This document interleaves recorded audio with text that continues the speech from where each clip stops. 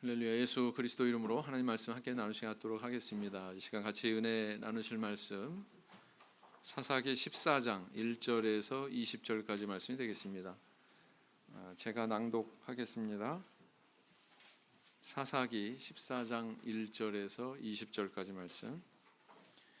삼손이 딥나에 내려가서 거기서 블레셋 딸 중 한 여자를 보고 도로 올라와서 자기 부모에게 말하여 가로되 내가 딥나에서 블레셋 사람의 딸 중 한 여자를 보았사오니 이제 그를 취하여 내 아내를 삼게 하소서. 부모가 그에게 이르되 내 형제들의 딸 중에나 내 백성 중에 어찌 여자가 없어서 내가 할례 받지 아니한 블레셋 사람에게 가서 아내를 취하려 하느냐? 삼손이 아비에게 이르되 내가 그 여자를 좋아하오니 나를 위하여 그를 데려오소서 하니 이때 블레셋 사람이 이스라엘을 관할한 고로 삼손이 틈을 타서 블레셋 사람을 치려 함이었으나 그 부모는 이 일이 여호와께로서 나온 것인 줄을 알지 못하였더라. 삼손이 그 부모와 함께 딥나에 내려가서 딥나의 포도원에 이른즉 어린 사자가 그를 맞아 소리 지르는지라.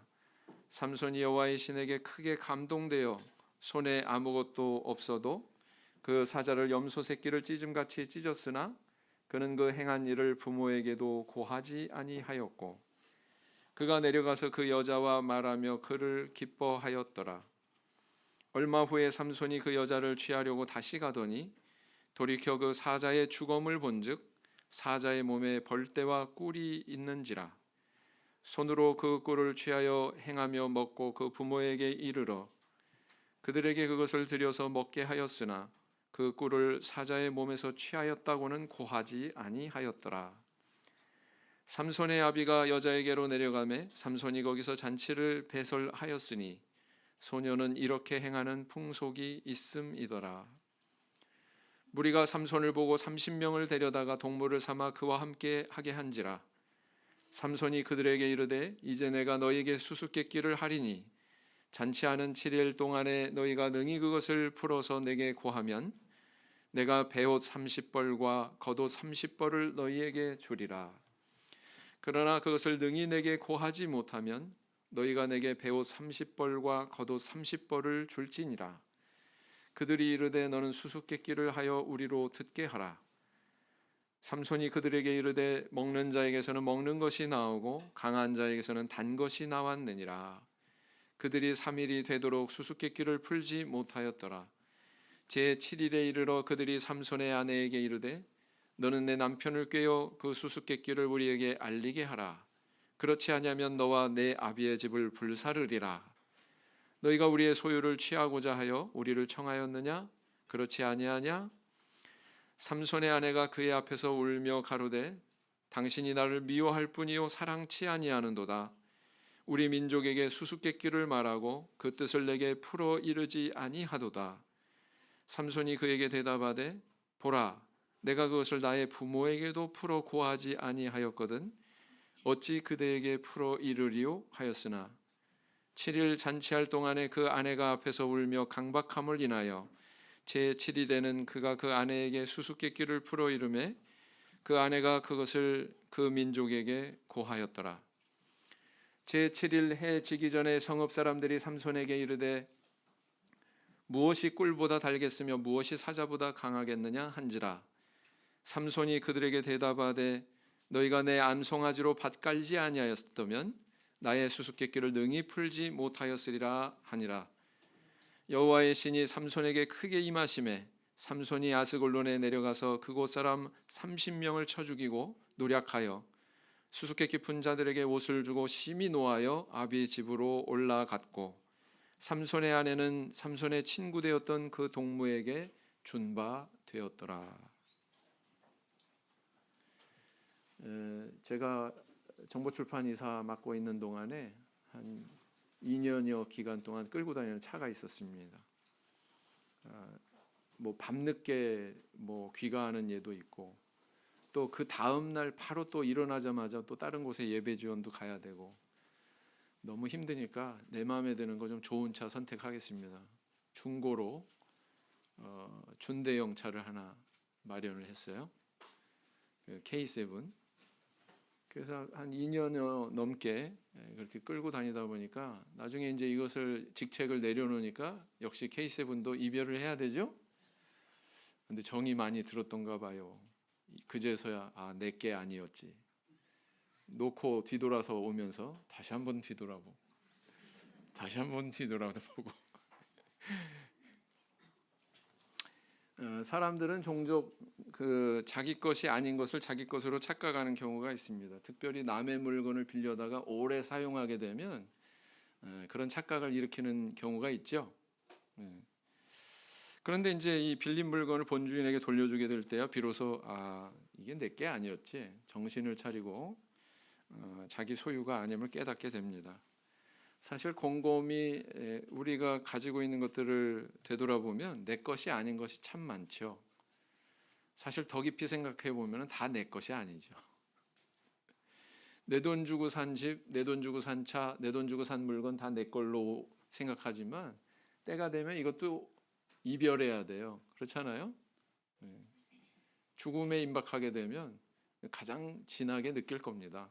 이게 내 게 아니었구나. 건강도 그렇고 재물도 그렇고 내 미래도 그렇고 내 생명까지 사실은 내 게 아니고 다 하나님의 것이고 때가 되면 다 내려놓아야 되고 돌려드려야 되는 것이구나라는 것을 우리는 깨닫게 되죠. 그래서 이게 현실이기 때문에 하나님이 우리 성도님들에게 바라는 삶의 태도가 있습니다. 그 태도는 바로 뭐냐면은 사환, 다시 말하면 청지기의 마음으로 이 땅을 살기를 바라시지요. 청지기는 뭐예요? 주인이 따로 있어요. 그러니까 주인이 나한테 맡기신 것 그냥 내 거 아니니까 집착할 필요 없다, 이렇게 편하게 마음 먹으면 되고요. 뭐 노심초사할 것도 뭐 지나치게 가질 태도가 아니고요. 어차피 내 것 아닌데 주님께서 이렇게 나를 신뢰해 준 대로 내가 충성 다하다가 때가 되면 돌려드려야 되는 거, 이런 마음으로 우리가 살아야 된다라는 것입니다. 내 것이 아닌 것 중에 우리가 가장 먼저 깨닫게 되는 존재가 있죠. 뭘까요? 자녀입니다. 자녀. 초등학생 때까지만 해도 내 품에서 이렇게 놀고 있었는데 이제 자꾸 상급학교 가니까 부모 안 따라다니려고 그래요. 캠핑 가자. 그냥 부모님들 다녀오세요. 저는 집에 있을게요. 이러면 이제 얘가 떠날 준비하는구나, 이렇게 생각하시면 된다는 거죠. 아마 우리 성도님들 내 자녀들 신앙 안에서 잘 양육하는데 관심이 많으실 것입니다. 그런데 양육하기 전에 우리가 반드시 받아들여야 되는 전제가 하나 있어요. 그 전제는 바로 뭐냐면은 자녀는 내 소유물이 아니다. 하나님께서 위탁한 존재가 바로 자녀다라는 이 전제죠. 역시 여기에도 청지기 정신이 요구된다라는 뜻입니다. 이 전제를 받아들이는 게 굉장히 중요합니다. 왜냐하면은 자녀를 양육한다고 하면서 오히려 이 전제가 마음속에 서지 않으면 자녀를 망칠 수 있기 때문에 그렇죠. 그래서 나는 다만 이 영혼 잘 키워서 하나님께 원하시는 때에 그렇게 돌려드려야 된다, 이런 마음을 가지고 자녀도 양육해야 된다는 것이죠. 자, 우리는 어떻습니까? 우리 자녀들에 대해서 그런 청지기 정신이 준비되어 있습니까? 그리고 또 키울 때 그런 청지기 정신에 입각해서 양육을 하고 있는지요? 오늘은 이 삼손의 결혼 이야기를 통해서 함께 자녀 양육에 대한 올바른 길에 대해서 함께 묵상하고 은혜를 나누는 시간을 가지고자 합니다.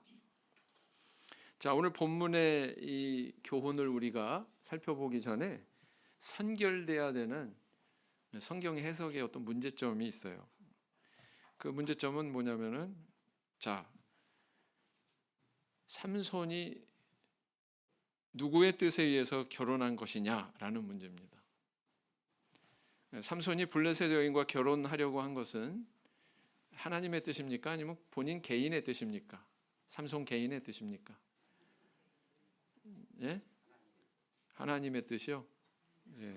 사사기 14장 4절을 다시 보시면 이렇게 기록되어 있어요. 이때 블레셋 사람이 이스라엘을 관할한 고로 삼손이 틈을 타서 블레셋 사람을 치려 함이었으나 그 부모는 이 일이 여호와께로서 나온 것인 줄을 알지 못하였더라. 이렇게 기록하고 있죠. 자, 이 구절에 의하면 삼손이 블레셋 여인과 결혼하는 것은 삼손이 블레셋 사람을 치려는 의도를 가지고 있었고, 그렇기 때문에 이 일이 하나님께로부터 나왔다, 이렇게 기록을 하고 있습니다. 자, 그럼 다시 묻겠습니다. 삼손이 이렇게 블레셋 여인과 결혼하는 것은 하나님의 뜻입니까, 아닙니까? 이방 여인과 결혼하는 것이 하나님이 계획하시고 하나님이 그렇게 원하시는 거예요?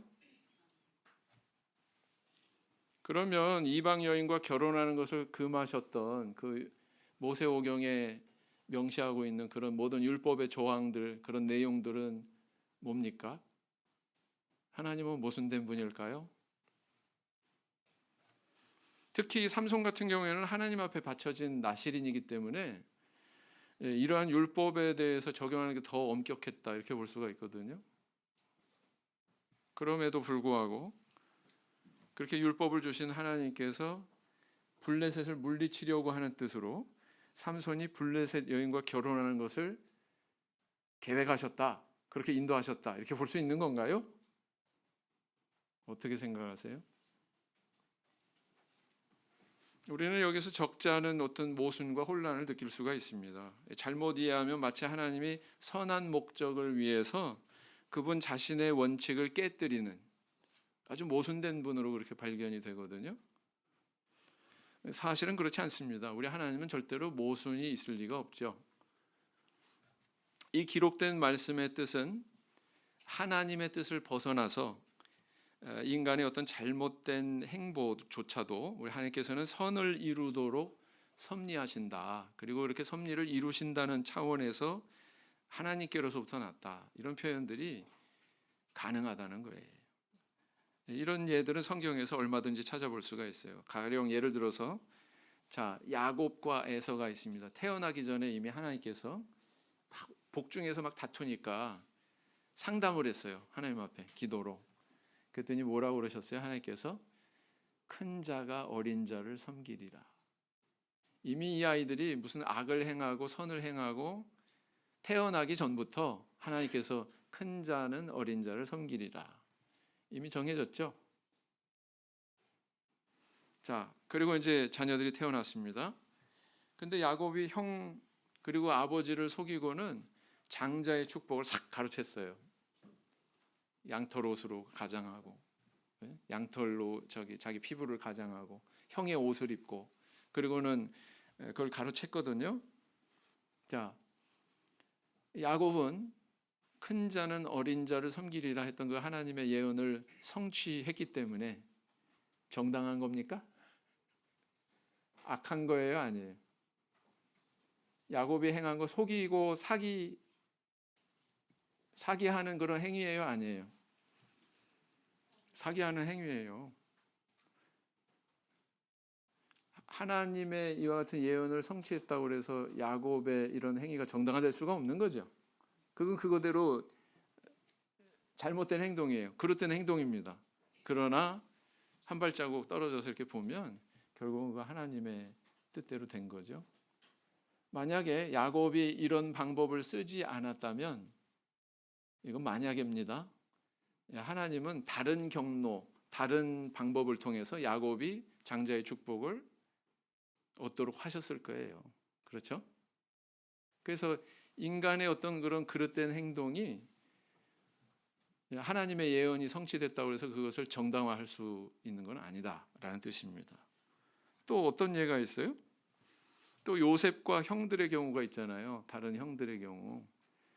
그 형들이, 배다른 형들이 요셉을 미디안 족속에게 종으로 팔아버립니다. 그래서 애굽의 보디발의 집에 노예로 팔리게 되죠.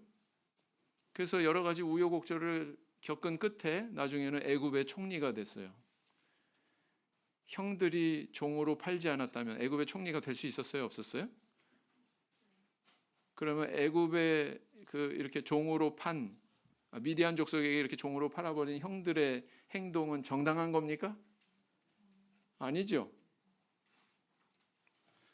이건 범죄 행위입니다. 이거 같은 아버지를 섬기는 그런 자녀로서 정말 해서는 안 될 짓을 한 범죄 행위예요. 인신매매한 거잖아요. 그렇지 않습니까? 그래서 나중에 결과론적으로 요셉이 애굽의 총리가 됐으니 결국 그것이 하나님의 뜻이었고, 그러니 이 형들의 범죄는 범죄라고 이야기할 수 없다. 이렇게 주장할 수 없다는 거죠. 그런 인간의 그릇된 행동이 있을지라도 하나님께서는 그것을 하나의 도구로 삼으셔서 하나님의 뜻을 이루는 그런 섭리를 이루신다는 것을 이렇게 표현할 수 있는 거예요. 이게 하나님께로부터 났다. 하나님이 그렇게 인도하신 거다. 표현할 수 있다는 거예요. 또 다른 예, 마지막으로 가룟 유다 역시 마찬가지죠. 가룟 유다가 이 제자가 스승을 은 30에 팔아버립니다. 근데 그렇게 은 30으로 팔렸기 때문에 예수님께서 십자가에 달리시게 됐고, 그 십자가에서 달려서 죽음을 당하신 그 일이 인류 대속의 제사가 됐어요. 만약에 그렇게 십자가에 달리지 않으셨다면 인류 구속은 이루어지지 않았을 겁니다. 근데 만약에 이렇게 은 30에 팔리지 않았다면 어떻게 십자가에 달릴 수 있었을까요? 가룟 유다는 인류 구속의 공로자입니까? 그렇지 않죠? 그의 죄가 정당화될 수 있습니까? 예수님 말씀하셨어요. 차라리 나지 아니었으면 좋을 뻔했다. 그렇지 않았습니까? 엄연히 이건 범죄예요. 근데 이런 인간의 그릇된 행동조차, 심지어 범죄의 행동조차 우리 하나님께서는 선을 이루시는 그 과정을 이렇게 쭉 살펴보면 선을 이루시는 그런 섭리의 손길이 있다라는 것을 이렇게 표현하는 것뿐입니다. 그렇죠?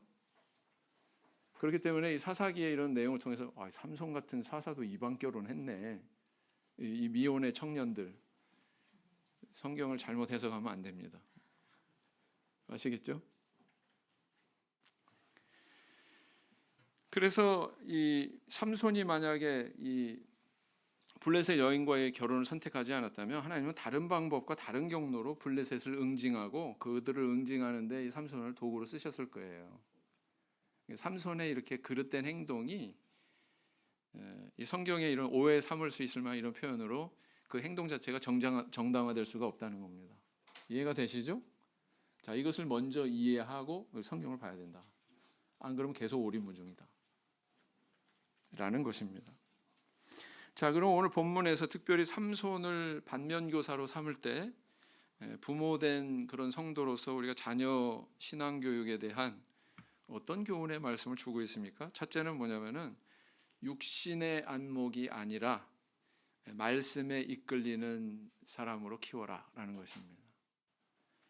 육신의 안목 이렇게 표현했어요. 육신의 안목이 아니라 말씀에 이끌리게 해라 라는 거예요. 3절 말씀을 보시면 사사기 14장 3절 말씀을 보시면 어떻게 기록하고 있어요? 부모가 그에게 이르되 내 형제들의 딸 중에나 내 백성 중에 어찌 여자가 없어서 내가 할례 받지 아니하는 블레셋 사람에게 가서 아내를 취하려 하느냐? 삼손이 아비에게 이르되 내가 그 여자를 좋아하오니 나를 위하여 그를 데려오소서 하니 그랬어요. 이 기록으로 봐서 마노아 부부도 또 그 삼손도 나실인이 유대인이 이방 여인과 결혼하는 것은 합당치 않다라는 것을 알고 있었어요? 모르고 있었어요? 알고 있었어요. 마노아 이 부부가 이렇게 이야기하는 걸로 봐서 분명히 알고 있었습니다. 근데 삼손은 부모의 이런 그 반문에도 불구하고 또 하나님의 율법 안에 명령이 있음에도 불구하고 반대되는 길을 이렇게 재촉하고 있죠. 그 이유가 무엇입니까? 삼손이 말합니다. 3절에 내가 그 여자를 좋아하오니. 다른 이유 있어요? 오로지 하나, 내가 그 여자를 좋아하오니. 그런데 이 히브리 원문 성경을 가만히 그 직역한 내용을 살펴보면 이렇게 기록하고 있대요. 내 여자가 내 눈 속에서 즐거워하기 때문에 이렇게 뜻이래요. 또 그녀가 내 눈에 오르니 또 이런 뜻으로도 번역할 수 있답니다. 두 개 다 이렇게 직역했을 경우에 등장하는 신체의 일부가 뭐예요? 눈이죠. 네. 다시 말하면 삼손은 자기 눈이 이끄는 대로 그렇게 의사결정하고 그렇게 행동하는 사람이었다는 것을 알 수가 있습니다. 외적인 매력, 여인의 어떤 그런 외적인 매력에만 이끌리는 그런 사람이었다는 것이죠. 그리고 뿐만 아니라 나를 위하여 그를 데려오소서, 여기에 생략된 게 있는데 꼭 반드시 데려오소서, 이 의미가 들어가 있다는 거예요. 아주 의지가 결연한 거예요. 내가 좋으니까 난 반드시 해야 돼. 이런 사람이 어떤 사람이에요? 삼손이었어요. 우리 자매님들 어때요? 야, 화끈하고 좋다. 맞아, 그래? 네? 상남자 스타일이네. 뭐 그렇습니까? 그는 이런 표현을 볼 때 하나님 말씀과 부모의 뜻을 분별해서 순종하는 그런 성품을 가졌다기보다 자기 주장대로 반드시 자기가 생각한 건 해야 되는 아주 고집센 청년이었구나라는 것을 반영을 하고 있습니다. 그래서 그는 눈에 보이는 대로 선택했어요. 그리고 그 눈에 보이는 대로 선택한 결과 그 여인과 결혼에 실패하고, 첫 번째 여인이 나중에 그 블레셋 족속한테 죽임 당하거든요. 불태움 당합니다. 나중에는 또 다른 이성을 만나죠. 그 만난 이성이 뭐예요? 영화 제목으로도 나와서 익숙하시겠지만 삼손과 드릴라, 그죠? 드릴라. 이 드릴라라고 하는 여인의 거짓 사랑에 속아가지고 나중에는 결국 어떤 자리까지 가요? 거짓 사랑에 속아서 자기 비밀을 폭로하고 그 비밀을 통로한 것을 통해서 두 눈이 뽑히죠. 사사기 16장 1절을 보겠습니다. 사사기 16장 1절. 사사기 16장 1절. 사사기 16장 1절 같이 읽겠습니다. 시작. 삼손이 가시에 가서 거기서 한 기생을 보고 그에게로 들어갔더니, 그랬어요. 누구한테 들어갔어요? 기생한테 들어갔대요. 21절을 보시겠습니다. 21절.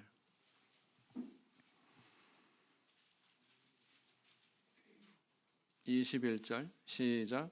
블레셋 사람이 그를 잡아 그 눈을 빼고 끌고 가시에 내려가 놋줄로 매고 그로 옥중에서 맷돌을 돌리게 하였더라. 이 눈에 끌리는 대로 살아갔던 그 사람, 결국은 뭐가 빠졌어요? 눈이 빠졌어요. 이런 사람이 바로 삼손이었다는 것입니다. 부모는 부모로서의 책임을 다해야 되죠. 그래서 뭐 자녀들한테 먹여주고 입혀주고 또 안전하게 보호하면서 그렇게 키워주고 양육의 노력을 다해야 됩니다. 근데 한번 가만히 생각해 보세요.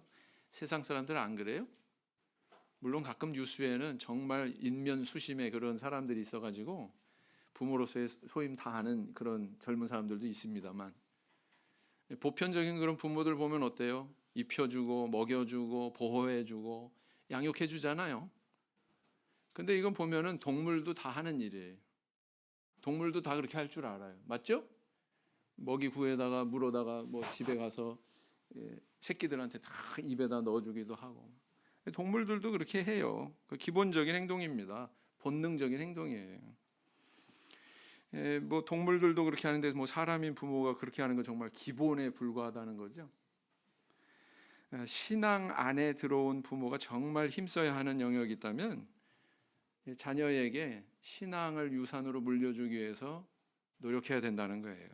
스스로 하나님 만날 줄 알고 믿음으로 뭔가 분별력 있게 선택할 줄 알고 그런 능력을 키워주는 게 이게 부모로서의 소임을 진짜 다하는 것이다. 영적인 그런 소임을 다하는 것이다. 이렇게 볼 수가 있습니다. 그래서 이렇게 사람은 다 본능이 있고 안목의 정욕이 있어요. 근데 이것에만 끌리는 대로 행동하게 그냥 방관한다면 안 된다는 거죠. 뭔가 이걸 판단하고 분별하고 정말 지혜롭게, 포장지만 그럴싸한 게 아니라 포장지 안에 들어있는 내용물 얼마나 중요해요. 그죠? 그거 볼 줄 알고 그걸 중심으로 선택해라. 이런 능력 키워주는 게 더 중요하다라는 거죠. 분별력이 생기게 되면 자녀는 결코 자기 고집 내세우지 않습니다. 나보다 세월 오래 산 부모가 더 현명하고 지혜롭다는 거 다 알고요. 나보다 더 인생의 선배인 다른 지혜로운 사람들이 많다는 걸 알기 때문에 여러 가지로 귀 기울이고 그런 의견 반영해서 정말 최선의 것을 선택할 줄 아는 그런 분별력이 있게 되죠. 그런데 이것이 자녀를 향한 부모님들의 노력이 돼야 된다라는 것입니다. 혹자가 그렇게 얘기했습니다. 정원을 망치는 가장 쉬운 방법은 그냥 그대로 방치하면 된다. 그냥 그대로 두면 된대요. 정원을 망치는 가장 쉬운 방법. 이거 자녀 교육에 인용을 하는 예가 많거든요.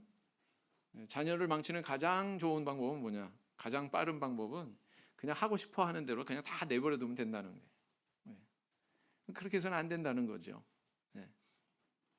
삼손을 보세요. 내가 좋아하오니 반드시 꼭 데리고 오세요.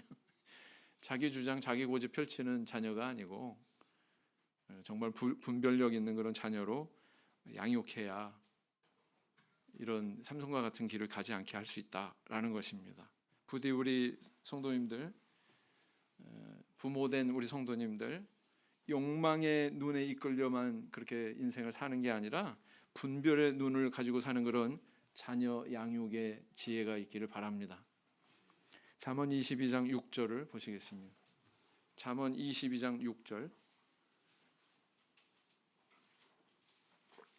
잠언 22장 6절 같이 읽겠습니다. 시작. 마땅히 행할 길을 아이에게 가르치라. 그리하면 늙어도 그것을 떠나지 아니하리라. 그다음에 이제 두 번째는 뭐냐면은 부모와 의사소통하는 자녀로 키워라라는 교훈을 주고 있습니다. 부모와 의사소통하는 자녀로 키우라. 사사기 14장 6절 다시 돌아가서 보시면 삼손이 여호와의 신에게 크게 감동되어 손에 아무것도 없어도 그 사자를 염소 새끼를 찢음같이 찢었으나 그는 그 행한 일을 부모에게도 고하지 아니하였고 그랬어요. 이제 삼손이 드디어 막 괴력을 발휘하는 그런 일에 대해서 기록을 하고 있는데, 자, 염소 새끼를 찢음같이 사자를 찢었대요. 아니, 저는 생각하기에 아니 염소 새끼 찢기도 쉬운가? 쉬워요? 근데 이렇게 표현하고 있어요. 뭐 이게 뭐 종이 짝지도 아니고 염소 새끼를 찢음같이 사자로 찢었다. 무시무시한 괴력을 주목하게 하는 구절이죠. 그런데요, 이렇게 성경의 기록의 초점은 삼손이 이렇게 괴력을 발휘했다, 막 그냥 사자의 몸을 찢었다, 여기에 초점이 있는 게 아니에요. 어디에 있냐면 그 마지막에 뭐라고 기록하고 있냐면은 그 행한 일을 부모에게 고하지 아니하였고, 이 구절이 어디에 또 나오냐면 9절에 또 나와요. 9절에 어떻게 기록하고 있습니까? 손으로 그 꿀을 취하여 행하며 먹고 그 부모에게 이르러 그들에게 그것을 들여서 먹게 하였으나 그 꿀을 사자의 몸에서 취하였다고는 어떻게 했다고요? 고하지 아니하였더라 그랬어요. 6절 9절에서 반복되는 이 표현, 그죠? 16절에도 또 나오죠. 마지막 부분에 그것을 나의 부모에게도 풀어 고하지 아니하였거든 그랬죠? 그래서 6절 9절 그다음에 16절에서도 간접적으로 이렇게 세 번이나 반복되는 표현이 부모에게 고하지 아니하였다는 이 표현이 계속 나오고 있습니다. 자, 이거는 거꾸로 의미하는 바가 뭐냐면은 부모에게 마땅히 고해야 됐다는 것을 의미하는 것입니다. 나시리는 율법에서 명시하기를 이 의식상의 이런 정결을 위해서 자신을 관리해야 되는데 동물의 사체나 사람의 죽은 사체 접촉하면 돼요, 안 돼요? 됩니까, 안 됩니까? 안 돼요. 엄격히 금지하고 있습니다. 우리 지난 시간에도 살펴봤잖아요. 그런데 삼손은 거침없이 막 사자의 몸도 찢고 막 찢었으니까 피 안 났을까요? 났을까요? 피 접촉하면 부정해져요, 안 부정해져요? 유대인들은 피에 접촉하면 일주일 동안 정결의 기간을 가져야 됩니다. 정결의 기간을 가져야 되고요. 나중에 또 물로 씻고 뭐 그래야 됩니다. 상황이 더 안 좋은 것은 이런 사실에 대해서 이제 부모에게 말하지 않았다는 거예요. 만약 정상적이라면 아버지, 제가요 여차저차해서 이렇게 사자를 찢었는데 정결례를 행해야 되겠습니다. 여차저차해가지고 제가 사자 몸에서 이 벌꿀을 취했는데 그 먹을 뿐만 아니라 부모님한테도 다 드렸거든요. 우리 같이 정결례 해야 돼요. 이렇게 구하는 게 마땅한데 이런 데 대한 의식이 있어요, 없어요? 나실인의 금기에 대한 의식이 있어요, 없어요? 조심하는 면이 있어요, 없어요? 없어요. 완전히 뭐 상남자네, 그지? 우리 자매반 그러면 안 된다.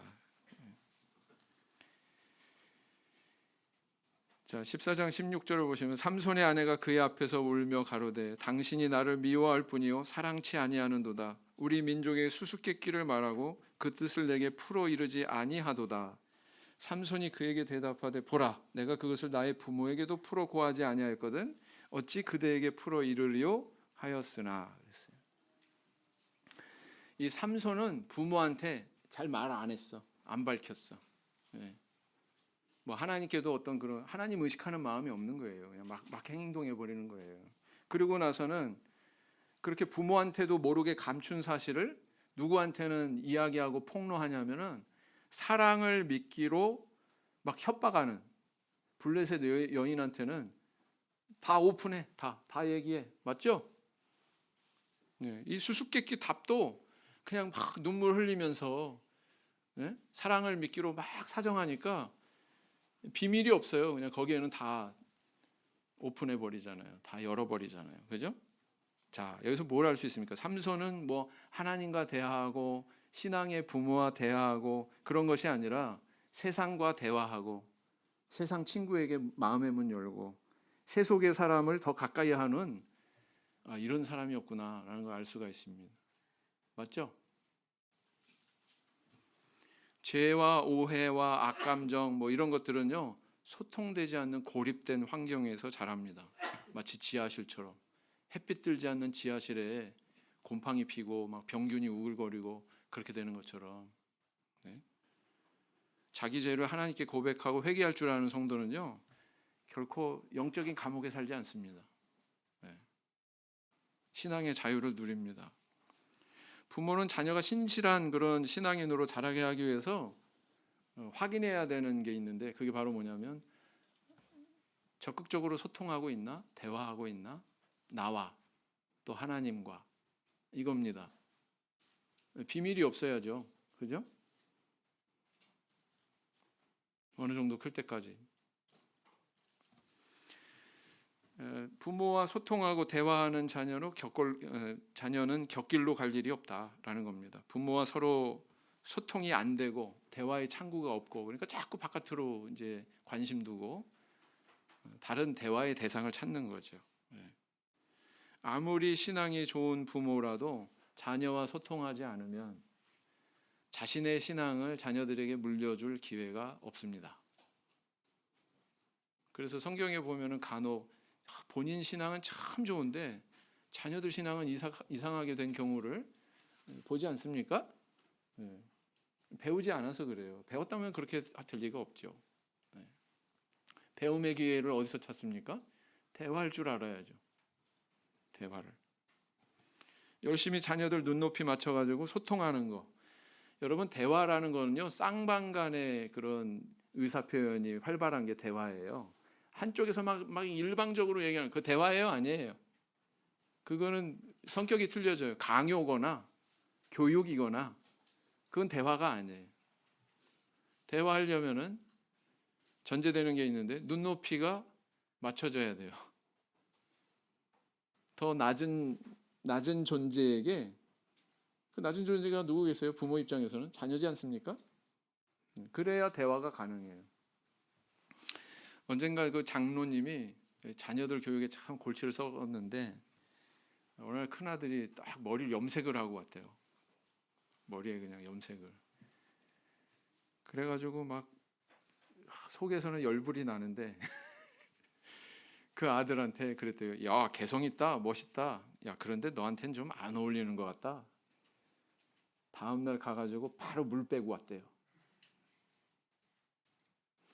한 번쯤 해보고 싶은가 봐요. 뭐 나도 머리 좀 길러보고 싶은데 한 번쯤 해보고 싶은 마음이 있어요. 그죠? 네, 한때뿐이에요. 근데 그걸 그냥 뭐 눈높이 못 맞춰줘 가지고 그냥 막 감정대로 막 그냥 이야기해버리고 눈높이 맞출 기회도 못 잡고 타이밍도 못 잡고 그러면 이제 애들은 이제 등 돌리는 거죠. 그죠? 이 성경에 보면 자녀들을 노엽게 하지 마라 이런 말씀이 있거든요. 가만히 생각해 보면 아니 자녀들이 부모를 노엽게 하지 부모가 자녀를 노엽게 하지 말라고? 좀 이해가 안 가실 거예요. 어떤 분들은. 그렇지 않습니까? 근데 왜 자녀를 노하게 하는지 아세요? 자녀의 세계를 이해하지 못하고 무조건 부모의 어떤 뜻만 강요하니까 이해 이전에 강요를 하니까 그러니까 이제 화만 나는 거죠. 대화하지 못하니까 그러니까 화만 나는 거죠. 자녀 이야기 들어주지 않고 자기 이야기만 열심히 하니까 자녀들이 이제 거기에 제대로 반응을 안 하는 거예요. 부모들이 본인 말할 시간만 가지고 자녀들한테는 자기들 말할 시간 안 주고 내가 먼저 들어주면 부모 입장에서 자녀의 말을 들어주면 자녀도 이렇게 다 마음 터놓고 내 이야기 받아들이게 돼 있어요. 그렇지 않습니까? 우리 인간관계도 그렇잖아요. 근데 희한하게 자녀들한테는 그게 잘 안 돼. 집안 식구들끼리는 그게 안 돼. 왜 그런 줄 아세요? 감정이 앞서니까. 감정이 앞서니까. 그렇지 않습니까? 그러지 말라라는 거죠. 너희 자녀를 노하게 하지 말라. 그러지 말라는 거예요. 노한다는 것은 감정이잖아요. 감정으로 앞세우니까 감정적으로 나오지요.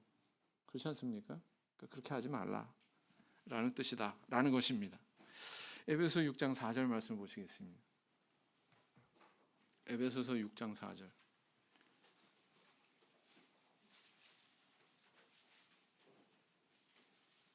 같이 읽겠습니다. 시작. 또 아비들아 너희 자녀를 노엽게 하지 말고 오직 주의 교양과 훈계로 양육하라. 자, 그다음 세 번째 어떤 또 교훈을 받을 수 있습니까? 강한 육체보다 강한 영성이 훨씬 중요하다라는 것을 우리에게 가르쳐주고 있습니다. 강한 육체보다 강한 영성의 자녀로 키워라라는 것이죠. 다시 본문 말씀으로 돌아가셔서 17절 말씀 보시면 14장 17절 말씀 보시면 7일 잔치할 동안에 그 아내가 앞에서 울며 강박함을 인하여 제7일에는 그 아내에게 수수께끼를 풀어 이르매 그 아내가 그것을 그 민족에게 고하였더라. 이 삼손은 뭐 사자의 그 신체를 염소 새끼 찢듯이 막 이렇게 찢어버릴 수 있는 그런 괴력의 사람이었지만 참 심성적으로 보면 참 약한 사람이었구나. 허우대만 그렇게 강인했지 이 마음속을 들여보면 한없이 약한 사람이었구나라는 것을 알 수가 있습니다. 이 어떤 그 성도님들은 이거를 착하다고 표현해요. 착하다고.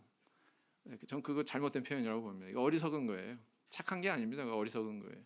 그리고 심성이 약한 거예요. 여인이 발 앞에서 막 눈물 흘리면서 사랑 운운하면서 알려줘. 수수께끼 답이 뭐야? 뻔하잖아요. 분별력 있게 행동했어야죠. 그죠? 이 알려주면은 분명히 비밀은 없다. 이 여인이 왜 이 답을 이렇게 갈구하겠냐 생각을 했어야죠. 근데 이렇게 사랑 운운하면서 이렇게 통사정하니까 뭐 하나님을 향한 신앙도 뭐 부모에 대한 신뢰도 사려 깊은 생각도 온데간데 없고 힘없이 그냥 그 앞에서 그냥 오픈해버리는 답을 열어버리는 그런 아주 연약한 인간이었다라는 것이죠. 그래서 아무리 이렇게 괴력을 발휘하는 그런 강인한 육체를 가졌다고 할지라도 어떤 영혼의 원칙도 없고 절제력도 없고 저는 그렇게 생각합니다. 사사 중에 최약체 삼손. 안 그래요? 사사 중에 최약체 삼손이 아니었나. 삼손 이후의 행보를 보세요. 블레셋 여인에게 이렇게 눈물에 넘어간 경험이 이걸로 끝났습니까? 아니죠. 드릴라를 만났어요. 기생 드릴라를 만났습니다. 이 여인한테도 똑같은 패턴으로 꾀임 당합니다. 그렇지 않습니까? 당신의 괴력이 어디서 나오냐고 자꾸 물으니까 맨 처음에는 이제 뭐 거짓말 하죠.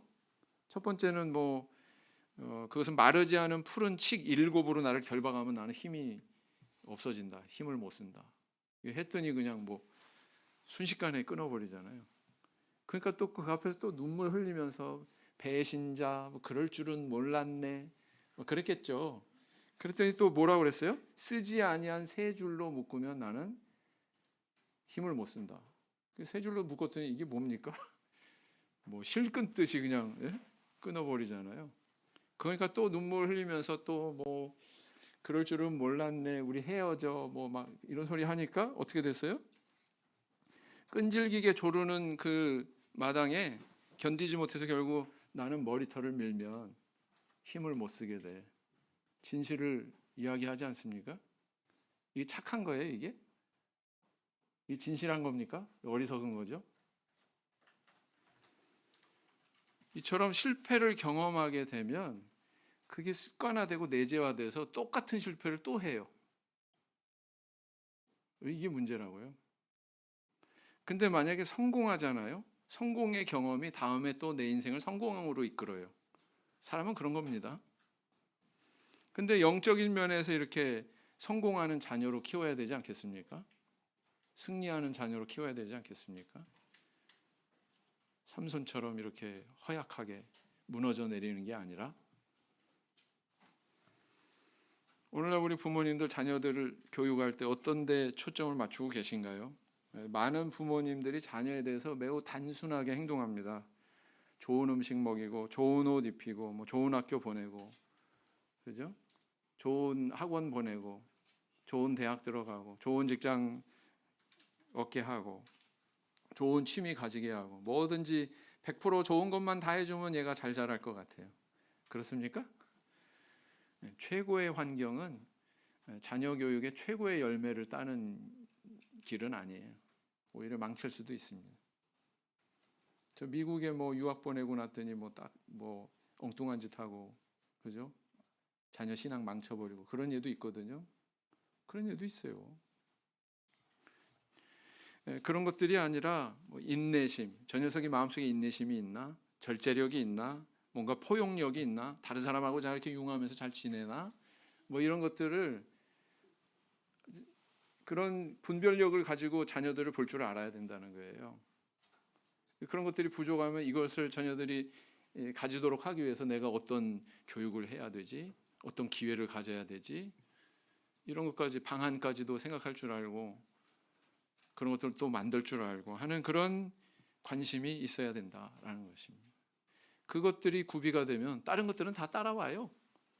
눈으로 보여지는 좋은 것들, 그런 것들은 다 따라와요. 사실은 그게 핵심인데, 그런 영적인 것들이 핵심인데 그것에는 관심 두지 않고 외적으로 드러나는 것만 자꾸 관심 두면 애 제대로 교육 못합니다. 요즘 아이들 특징이 있죠. 조급함을 참지 못합니다. 당장 해결해 줘야 돼요. 참 조급해요. 여러 가지 TV뿐만 아니라 컴퓨터니 뭐니 컴퓨터는 애들이 더 잘해요. 애들이 훨씬 잘합니다. 어른들보다. 인지 능력이 발달해 가지고 IQ는 끝없이 올라가는데, 그런데 어떻습니까? 이게 집집마다 보면은 외아들, 외딸, 요즘 세태 얘기예요. 청주교회 우리 성도님들 가정 말고요. 그러니까 참 자기중심적이고 이기적이고요. 남 생각할 줄 모르고 배려할 줄 모르고 이러거든요. 저는 우리 교회 성도들의 자녀들이 사회에서 환영받고 귀하게 여기는 미래가 있을 거라고 저는 생각합니다. 성실하거든요. 성실해요.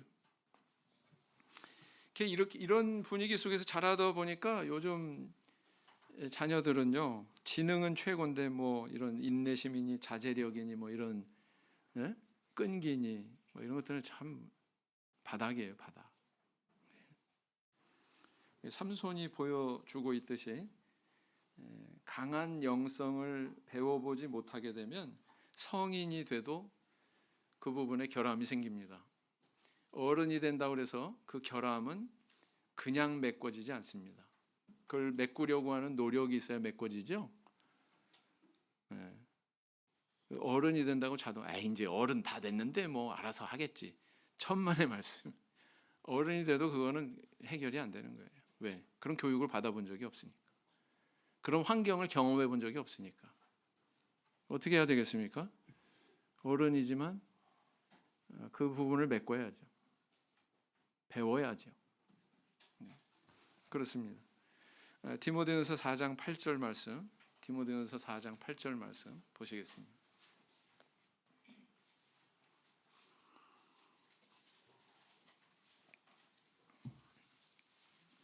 디모데전서 4장 8절 말씀 같이 읽겠습니다. 시작. 육체의 연습은 약간의 유익이 있으나 경건은 범사에 유익하니 금생과 내생의 약속이 있느니라. 신앙 안에서 잘 자란 우리 그 20대 자매 청년이 있거든요. 어려서 이제 제가 설교할 때 갓난아기 때부터 이제 지켜봐 왔는데 뭐 알아듣는 것처럼 그렇게 설교 시간에 저를 보고서 빵긋빵긋 웃어요. 그래서 제가 기가 막혀가지고 알아듣는 것처럼 설교를 하다가 뭐 설교를 잠깐 멈추기도 하고 막 그랬던 그 아이인데, 아이가 이제 다 큰 처녀가 됐어요. 근데 참 이렇게 대화를 해보면 대화가 돼. 대화가 소통이 돼. 어른인 나하고. 너무 신기한 거예요. 그렇게 조그맸던 애가 시간이 지나니까 이렇게 나랑 대화가 가능해졌네. 그 사실이 참 신기하고요.